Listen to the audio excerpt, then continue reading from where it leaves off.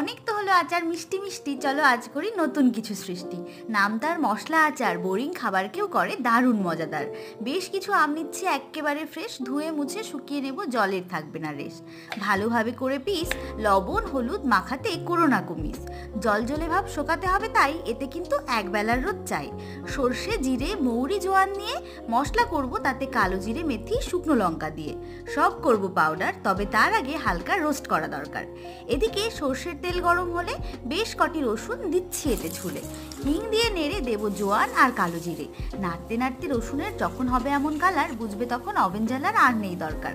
গরম তেল একটু ঠান্ডা হলে গুঁড়ো মশলা হলুদ লঙ্কা দেবো ঢেলে, চিনি লবণ দিয়ে এতে আর ভালোভাবে মেশাও, দিয়ে ভিনিগার। আর আচার তৈরিতে দিন কয়েকের রোদ জাস্ট, তবে রাখার জন্য কাচের কৌটো মাস্ট। মুখ ভালো মতন ঢেকে কটা দিন নেড়ে চেড়ে রোদে দাও রেখে, আম যাওয়ার আগে পেকে রেসিপিটা নিয়েও কিন্তু ট্রাই করে দেখে।